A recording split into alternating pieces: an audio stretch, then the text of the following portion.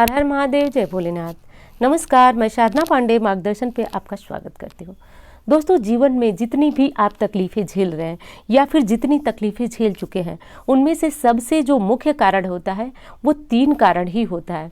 एक चीज़ का ध्यान रखिए आप, यदि आप अपनी कुंडली लेकर के ज्योतिष के पास जाएंगे तो वो आपको यही 3 कारण ही देख पाएंगे। आपने पिछले जन्म में क्या किए, वो प्रारब्ध आपके क्या थे, वो उनको पता नहीं है।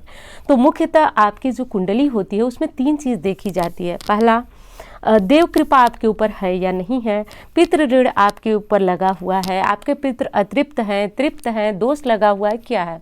और अगली चीज़ है ग्रह दोष, जो कि मुख्य है। तो इन चीज़ों को देख करके आपकी कुंडली को उसके अनुसार आपको बताया जाता है उपाय, और वो सटीक बैठती है। तो आज मैं इन 3 चीज़ों का एक निचोड़ आपको बता रही हूँ कि कुछ ऐसे कार्य हैं जो प्रतिदिन आप अपने जीवन में अपना लेते हैं तो किसी भी भांति का दोष आपको नहीं लगेगा। देखिए, बातें जो कर रही हूँ मैं बिल्कुल स्पष्ट करती हूँ। 1 मिनट आपका लूँगी, कुछ ज़रूरी बातें मैं आपसे शेयर करना चाहती हूँ। देखिए, आप लोगों को समझना होगा बातों को कि यहाँ क्या सही है, क्या मतलब क्या असल है और क्या नकली है, क्योंकि ठीक उसी तरह की वीडियो भी बनाई जा रही है। मेरे बनाने के बाद तुरंत उसकी कॉपी तैयार हो रही है। मैं बहुत ज़्यादा इस चीज़ को देख रही हूँ क्योंकि मैं फ़िल्टर लगाई हूँ। जो भी चीज़ें मुझसे जुड़ी हुई होती हैं वो मेरे नीचे आ जाती हैं।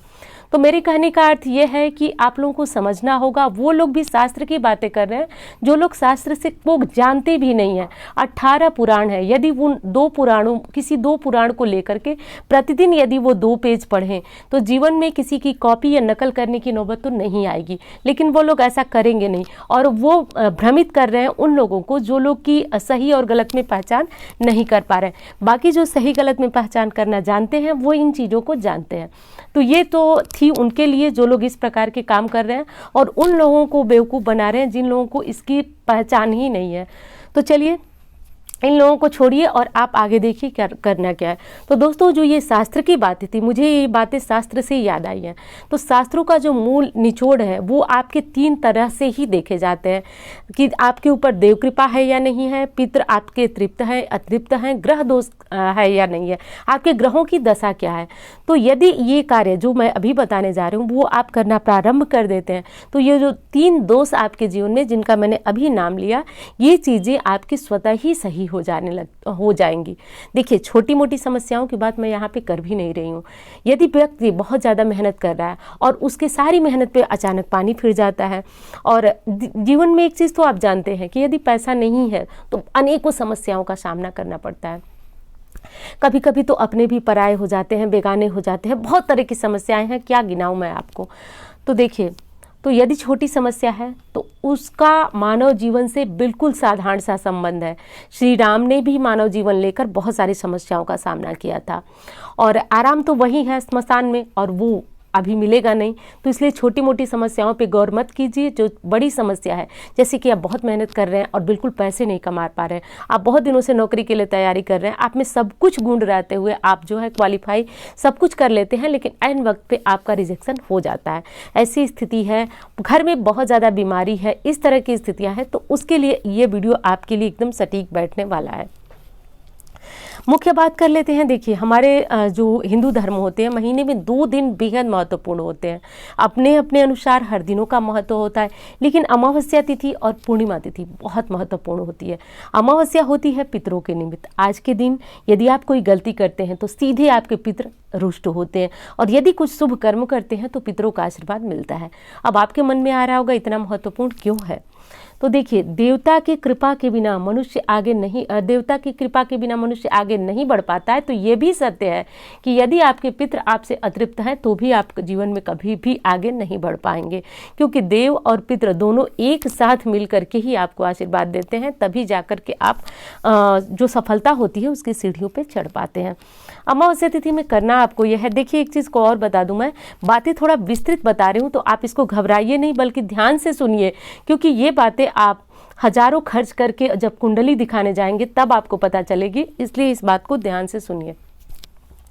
तो करना यह है कि अमावस्या तिथि जैसे आती है, यदि आपने चैनल को सब्सक्राइब नहीं किया तो सब्सक्राइब कर लें। इस चैनल पे अमावस्या, पूर्णिमा, हर तरह की जानकारी आपको मिलती है। तो अमावस्या तिथि पे आप सबसे पहले स्नान करें, पीपल पूजा करें और कुछ न कुछ दान जरूर निकालें। घबराइए नहीं, मैं दान बहुत अधिक नहीं करती हूँ, आपसे इतना कहती हूँ कि आपकी जो क्षमता है, जितना आप निकाल सकते, एक सिक्का निकाल सकते हैं तो उसको भी मंदिर में दान दे, किसी ज़रूरतमंद को दान दे, ब्राह्मण को दान दे। यदि किसी को इन तीनों में से, मंदिर में, ब्राह्मण को या फिर ज़रूरतमंद को, एक सिक्का भी आप दान करने की स्थिति है तो ज़रूर करें। कुछ न कुछ अनाज भी कर सकते हैं, तो कुछ दान आपके घर से अमावस्या के दिन निकलना चाहिए। ये चीज़ को गांठ बांध लीजिए। वही बात आती है पूर्णिमा पे। पूर्णिमा तिथि को भी आपको क्या करना है, एक उपाय को इसको नोट कर लीजिए। इस पे आप स्नान दान कर सकते हैं यदि आपकी क्षमता। वैसे तो मैं कहूँगी करना ही चाहिए, आपको ज़रूर करना चाहिए। अमावस्या तिथि पे आपको अपने घर में एक छोटा सा होम करना चाहिए। देखिए होम क्या, हवन तो आप सभी जानते हैं हवन कैसे होता है। ये होता है होम, गाय के गोबर के उपले को ले लीजिए, जला लीजिए, गैस पे रख के भी वो जल जाता है, कोई समस्या नहीं है। और चाहें तो आप जो है थोड़ा सा कपूर डाल करके, आम की लकड़ी रख करके जला सकते हैं। जैसे हो बस थोड़ा सा अग्नि प्रज्वलित कर लीजिए, जैसे आप हवन के लिए प्रज्वलित करते हैं, और उस पर थोड़ा सा एक होम कर दीजिए। होम हवन की तरह होता है। 5 आहुतियाँ पहले आपको दी जाती है गणेश जी की, नवग्रहों की, और जो आपके इष्ट देव हैं। इष्ट देव कौन, जो जिनकी आप पूजा करते हैं, तो इष्ट देव नाम के मंत्रों से या फिर उनके नाम से 11 आहुतियाँ दे दीजिए। दोस्तों ऐसा करने से आपके जीवन से गरीबी दूर होती है। और यदि आप माँ लक्ष्मी के किसी भी मंत्र से या फिर ओम महालक्ष्मी नमः ऐसा बोलते हुए भी यदि 11 आहुतियाँ देते हैं, तो पूर्णिमा तिथि ऐसी है कि वो आपके जीवन से समस्याओं को दूर करती है, अकाल मृत्यु को, रोग को और लक्ष्मी कृपा देती है।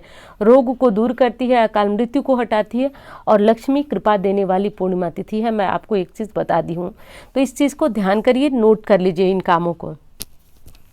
प्रतिदिन अपने जीवन में एक काम और कर लीजिए। कौन सा काम, चिड़ियों को दाना खिलाना शुरू कीजिए।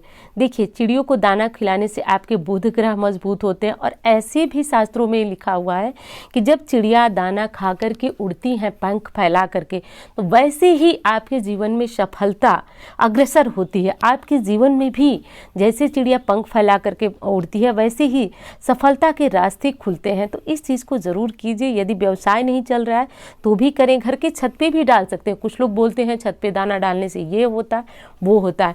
देखिए छत पे दाना डालने से कुछ भी नहीं होता है। मैं आपको बता रही हूँ होता कैसे है, क्यों होता है, क्योंकि छत पे दाना डालकर आप एक जगह ही रोज़ दाना डालते हैं, उसकी सफाई नहीं करते हैं, और जब पक्षी आते हैं वहाँ गंदगी करते हैं, उससे आपका राहु खराब होता है। इसलिए छत पे दाना डालने के लिए मना किया। आप प्रतिदिन छत पे दाना डालें, प्रतिदिन वहाँ की सफाई करें, कोई भी समस्या नहीं आएगी, मैं गारंटी देती हूँ आपको। अधूरी जानकारियाँ आपको दी जाती हैं, तो जब पक्षी वीट करते हैं तब जाकर के उस पर राहु की जो होती है महादशा चलने लगती है, बहुत सारी बुराइयाँ हो जाती है। तो बस सफाई रखें और पक्षियों के लिए छत पे दाना डाल सकते हैं, बाहर भी डाल सकते हैं। यदि आपको पास प्रतिदिन सफाई का जगह नहीं है, नहीं कर पाते हैं आप, तो आप क्या करें कि बाहर भी कहीं पक्षियों के लिए दाना पानी की व्यवस्था कर सकते हैं। और भगवान विष्णु ने स्वयं कहा है कि जो निरीह पक्षियों की सेवा करता है, उनके भोजन की व्यवस्था करते हैं, उनके उस व्यक्ति के भोजन की व्यवस्था मैं स्वयं करने आता हूँ। तो अब आप समझ गए होंगे कि कितना लाभदायक है पक्षियों को दाना खिलाना। अगली चीज़ है कि जब आप पक्षियों को दाना खिलाएं तो ये जो नियम मैं हमेशा आपको बताती हूँ, उन नियमों को आपको बिल्कुल भी नहीं छोड़ना है। देखिए कुत्ते को गाय को रोटी देना, प्रतिदिन कुत्ते को आप घर की अंतिम रोटी, रात को जो रोटी बनती है हमारे यहाँ, उस रोटी में थोड़ा सा तेल लगा लीजिए। उससे आपके 3 ग्रह मजबूत होते हैं, शनि राहु केतु। शनि रोजगार के भी स्वामी माने जाते हैं, वो आपको आपके जीवन में धन की उत्तम व्यवस्था को जो है कि बनाते हैं। तो शनि भी बहुत हद तक जिम्मेदार होते हैं घर में परेशानियों को लाने की। राहु केतु भी उनके साथ शांत होते हैं। तो एक रोटी कुत्ते को निकालने में कोई हर्ज नहीं है। यदि कुत्ता आपके यहाँ रोटी नहीं खाता है तो वैसे तो आप देंगे तो वो ज़रूर खाएगा, तो हो सकता है 2 दिन 10 दिन न खाए, लेकिन जो भी आप देते हैं बिस्किट ब्रेड जो भी देते हैं वो खिलाइए। कुछ लोग बोलते हैं कि कुत्ता जो है कि रोटी नहीं खाता है, लेकिन कुछ हमारे घर से कुत्ते के निमित्त निकलना ही चाहिए। इस चीज़ को ध्यान दीजिए। और बहुत हद तक कुत्ते को मीठा ना खिलाएं, क्योंकि मीठा उनके लिए नुकसानदेह होता है, तो इसलिए कम मीठा ही उन्हें खिलाएं। गाय के लिए पहली रोटी मैं हमेशा बताती हूँ, इसलिए विस्तृत नहीं जा रही हूँ, क्योंकि गाय के मुख में जो है गया के समान, जैसे हम गया जाकर के पिंडदान करते हैं पितरों के निमित्त, वैसे ही पुण्य की प्राप्ति होती है। और आप सभी जानते हैं 33 कोटि देवी देवता और 9 ग्रहों की कृपा होती है सिर्फ एक गाय को रोटी खिलाने की। लेकिन देखिए, आप सोच रहे होंगे कि तुरंत खिलाएं, 1 महीने 2 महीने में, इन चीज़ों का असर आपको लंबे समय बाद दिखाई देता है। लेकिन इन चीज़ों को बीच में कभी भी नहीं छोड़ना चाहिए। और रही बात इसकी कि ये लाभ देगा या नहीं, कोई जब आप उपाय करते हैं, टोना टोटका करते हैं, तो उसमें शायद संदेह होता है कि वो आपको लाभ देगा या नहीं। लेकिन जो उपाय मैं बताने जा रही हूँ वो आपको निश्चित रूप से लाभ देगा। इसके लिए तो मैं एकदम आपको बता रही हूँ कि निश्चित रूप से ये उपाय लाभ देगा। अब अगला काम आपको क्या करना है कि घर में प्रतिदिन, देखिए वैसे तो मुझे पता है कि जो भी मार्गदर्शन को देखते हैं वो लोग जरूर इस बात को पालन करते हैं, मुझे पता है, लेकिन मैं उनके लिए बता रही हूँ जो नए देख रहे हैं।